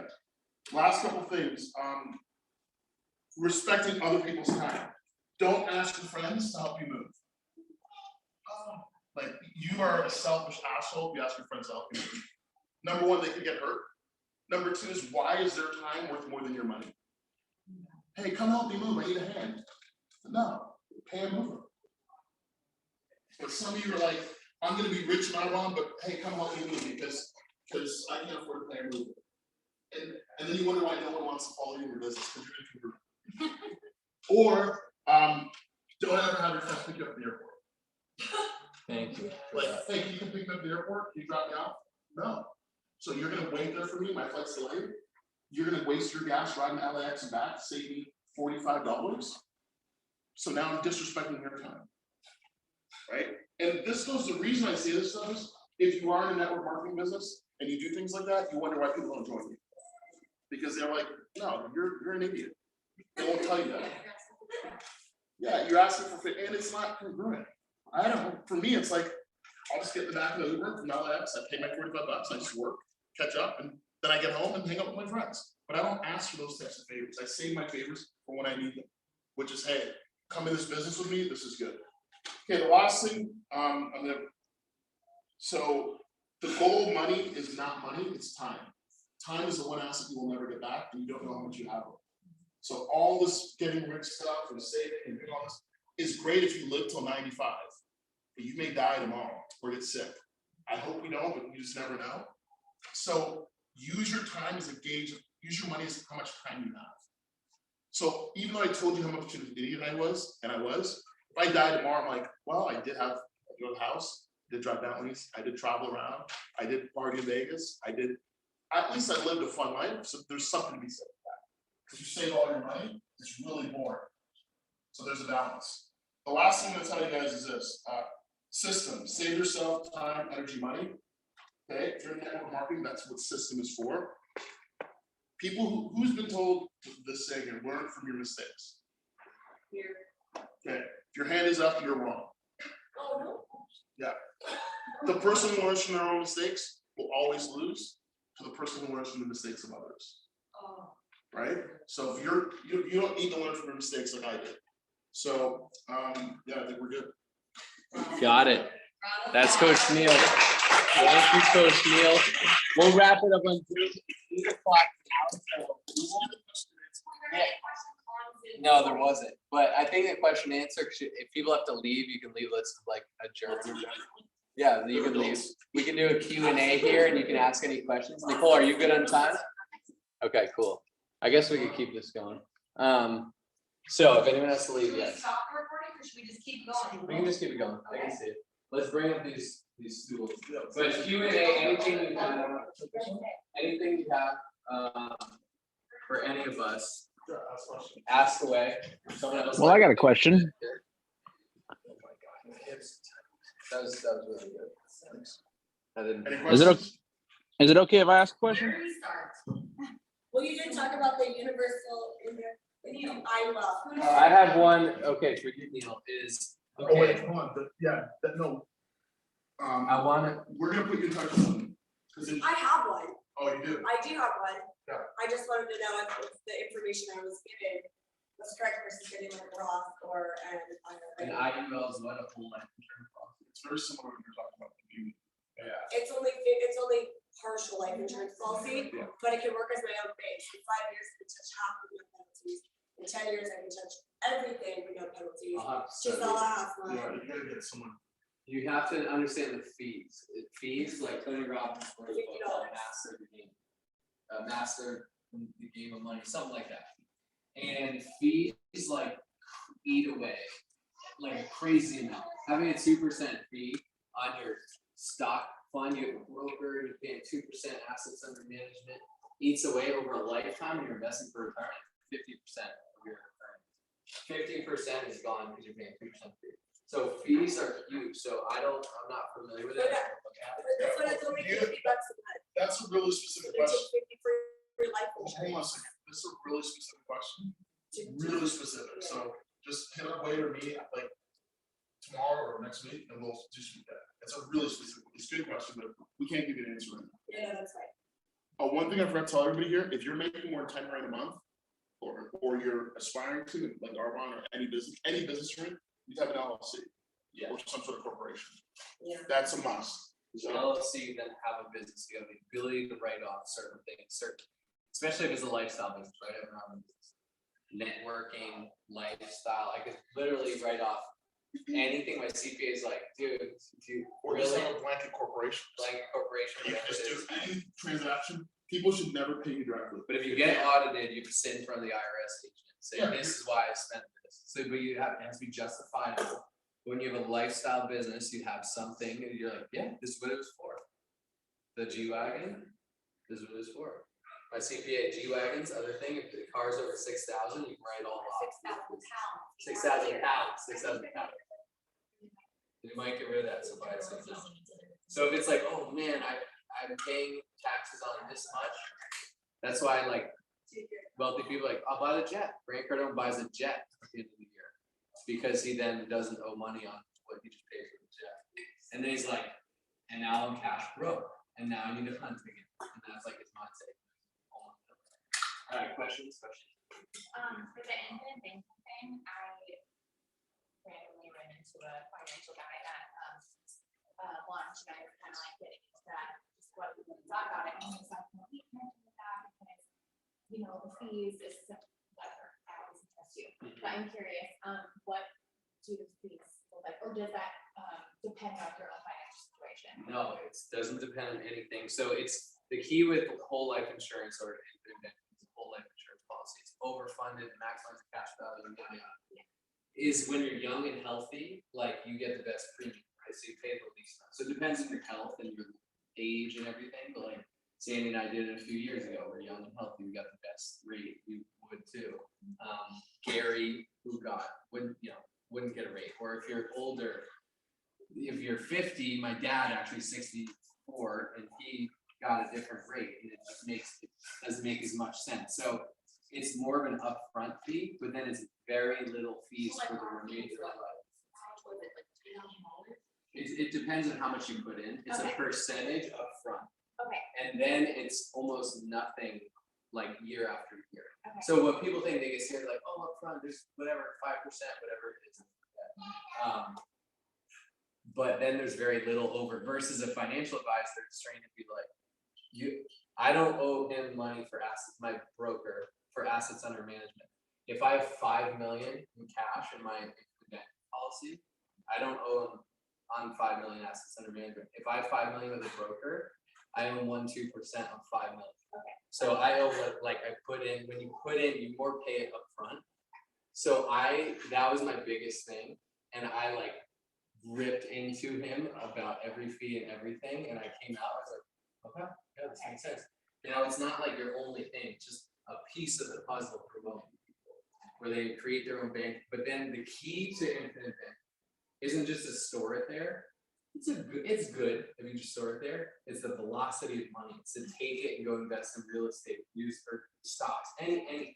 Yeah. And then that pays you, and you use your dividends or your cash flow from your real estate to go pay your loans back that you use. So you just recycle your money, and it's the velocity of money. So then you're leveraging your money, Essentially the fact. and that then it's it liquid. really becomes really valuable. Right, and then, just so everyone knows, Wade has a podcast with, the guy who he works with, and his link is directly on the podcast, right? Yeah. I could, I'll send that out too, because we actually just did a webinar. Yeah. He's like, you're my best client because you asked the most questions, and he's like, you just gave me the hardest time out of anyone ever, and so I want you to ask those on this webinar. Okay, I do a webinar, so I have a webinar too. Okay, sweet.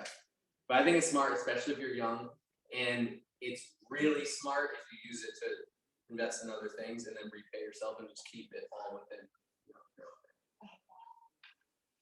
What else? I have a question for you, Neil. So, all right, stocks, index funds. First, like, explain an index fund, like, because it might be like, do they do Tesla or Apple, an index fund, and then like, how do they find the index fund? Like, where do they go?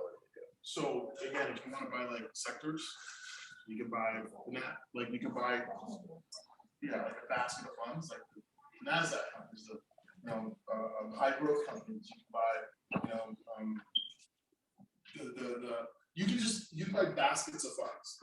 Where the Or S&P 500 S&P. is like the top 500. You can buy it. NASDAQ.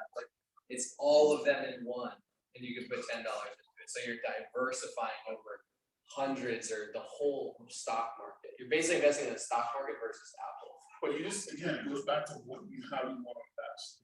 I don't want to invest that way for me personally, only because Apple is only like 12% of like the S&P 500, not even 7% or 60%. They weight it accordingly. I want more of my money in Apple because I don't trust a lot of these other companies, me personally. But do your research. You don't want to do anything crazy today, just do your research. And then in a week, a month, or two from now, then get some advice that you make decisions. So you've essentially just created your own basket. Yeah. And where do you recommend, doing research? Like, are we talking, like, are there specific websites or specific You need places? to do research? Yeah. There's an email morning. It'll send updates on the stock market. Oh my gosh, the market's down because of this Ukraine, and so it's general staying up to date, but it's also that's too much to process. I can send you some links. I have a guy that he's a really young guy, worth $30 million. His name is Me kind of YouTube. Really smart guy. Okay. Like to me, like there's so many smart people out there. You find like he's really good. I do like 90% what he said. The problem is I didn't do the 10% I should have. That's what cost me. But guys, there's so many people you can research. Like there's a guy named Peter Schiff. He's a genius. Like I can send you people that are really good and just listen and then make the decisions. Ask Wade, ask me, ask people, and then ultimately you make the decision. Okay. Because the one thing I didn't tell you guys, the good thing about what I've been through by making a lot of dumb mistakes is I'm not qualified to help people. So part of life is not right. You help me more than anyone on the planet. Yeah, like so part of life is like you can go on an index fund and be safe, but you might want to speculate a little bit and learn. Buy Apple, buy Tesla, maybe you want Netflix. But wait, should I buy Netflix? I'm like, you could, but they're competing now with Amazon and Apple, who just want us. And Disney Plus. So now he has to do his research to get smarter. See what I'm saying? Yeah. So for the stocks, have a thesis, get these guys up. long term. Unless you're gonna really do research, you gotta think 5, 10, 30 years from now. If you put it in today, wherever you put it, again, the company that's gonna be around for the general stock market index fund, 10 years from now, 20 years from now, it's gonna be up. It's gonna be way up. If you're looking at it every day and it's causing you stress, that is like, there's a mental like debt there, right? But it's just, put it in and forget about it. Unless you really want to research and get really smart and day trade, it's almost impossible to beat the market. Some people do, 0.01% probably, but you have to spend all of your time day trading research. One thing I want to add too is if you're in a company like Arbon, whatever, and people are coming on your team, you owe it to your team, if you're a leader, to know enough about everything to guide them when they need help. Because how can I say, hey, come on my team, if I can't sit down with you and say, how are your finances? I don't need to be an expert, but I need enough to know just to be able to care about my team. I need to know about fitness and about every little, you know, you see what I'm saying? That's what Wade is saying, you're a team, because between the two of them, they can help people. So if you're in network marketing, know nothing about stocks, then how do you help? How do you learn about stocks? You gotta actually play with some of your money and learn it and make some mistakes, but then you can teach your team. And you know what's funny about making mistakes? When you admit your mistakes, you become more vulnerable, people follow you more. Yes. That's a good. Sure. The intelligent investor. Really good. Ben, that's like a classic. Any more questions? There's one on Zoom. Oh, cool. It's Is that speculative. working? Yeah, we're gonna flip it, but it's speculative. So from Garrett, he said this year him and his wife purchased 2 homes for rentals. He's approved for a third. They have about $50K for their next house. But would you recommend us putting it in stocks, or would you still buy the house? Our first house we've done is making double the mortgage, again, which is great. Their mortgage goes out, they're making twice it. Let's say the mortgage is 1,000, that's really good. They're making an extra 1,000 in cash flow. The second house is paying for itself, but not yielding income yet. So that's also okay. One's doing awesome. One is paying for itself. Might go up or down in value over time. It'll go up, but like in the meantime, maybe the market corrects by 20%. It might be down. So you never know. But the good thing about rentals is as long as the renter's still there, your mortgage is the same, your rent is the same. You keep collecting the check. If my house is in Alabama, go down by 20%. I do not really care at all because I have a long-term mindset. They're gonna be up. I'm not cashing them out. I'm not selling them. I still pay the same exact mortgage and I get the same exact rent. If I get a squatter, or if someone doesn't pay the rent, or like they just move out, that's, you know, the rental property has the risk. But so he's asking, should I get the third house, or do I invest in stocks? This is obviously speculative. I'm worried a little bit about the housing market, but it seems like a good market from what I've seen. Sorry for the long. So, we kind of know your answer. Well, no. My answer, Let Nycole Nycole go first. I starts, would yeah. say invest in stock market. I would say everyone's different. It depends on your risk profile, depends on your financial goals. Like if I can't give advice there. For me, yeah, so he has 50K and he's basically like 50K. Do I get the third house or the stock market? If you only have real estate, it might be time to get some stocks or diversify a bit, because that's what we want to do. We want to diversify. Like I want stocks, I want a little bit of crypto because it could home run. I want some home run deals I invest in. I want a lot of real estate. I want a lot of stocks. I want my own businesses as my best investment. And really my best investment is myself. Sometimes I might take 50K and go hire a coach or a mastermind or a retreat instead of put it in Tesla. Because if I believe in myself, like I can go create way more. I could 5x my income. Tesla's probably not going to 5x my income next year. So it really depends on you. If you know stocks, I would actually say stocks. And why? I think the stock market's it's down like whatever 25-30% in the last 6 months. So it's on sale. But is it on sale? I kind of think it's on sale. But it boomed in the pandemic, right? Because Neil said it. They're printing money. Here's stimulus checks. Go spend, go spend, go spend.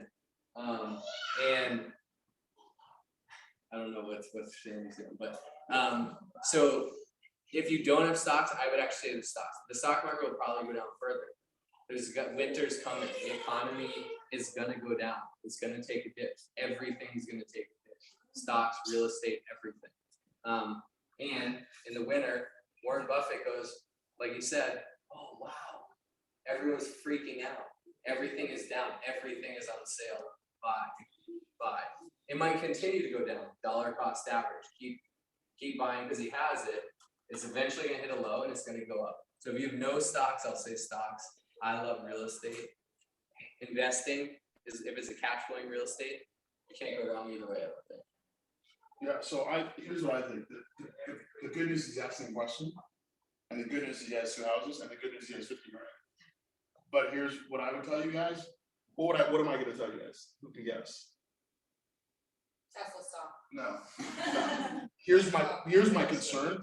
The fact that he has to ask us that question, right? And the fact that he already has 2 houses tells me he got lucky with those houses. Because he just bought at the right time. He got something doesn't smell right. Because it's just going too well. Right? The old me, like, buy another house. That's what I was doing. The new me is like, wait a second, something's not adding up, because he's trying to get advice from us about what he should be doing with his money. That means he probably was dumb enough to make a lot of money. Because dumb people make money in the short run.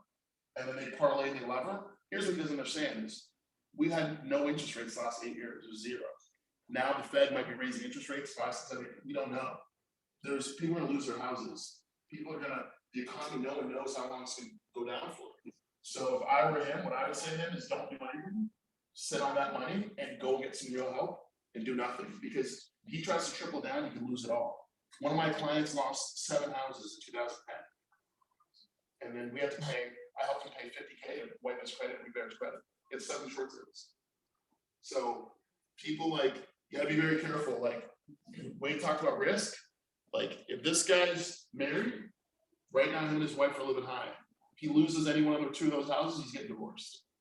So I wanted to talk about 2008 Great Recession, huge, but it's a little different than it is now. Right now we're printing money, we're keeping the economy float. We can save really good money from my normal job. Keep things rolling and keep things going through the pandemic.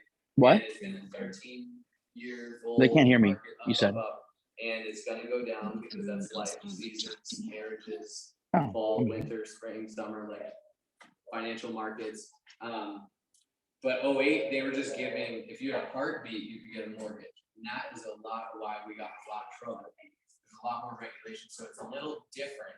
But at the end of the day, winter's gonna hit, the economy is gonna go down, every asset probably will go down. Alicia? I don't know what the correct term is for this, if it's like a debt to equity ratio or what, but like there's a Warren Buffett quote that you can tell who's been skinny dipping when the tide goes out. So like if you're way over leveraged and then the economy takes a shit, like you're not in a good spot. So like, what would you say is a good, I don't know, rule of thumb for like how much debt you should have in income producing assets versus cash on hand? Again, probably We'll all do a different. fire answers. round, 1 minute.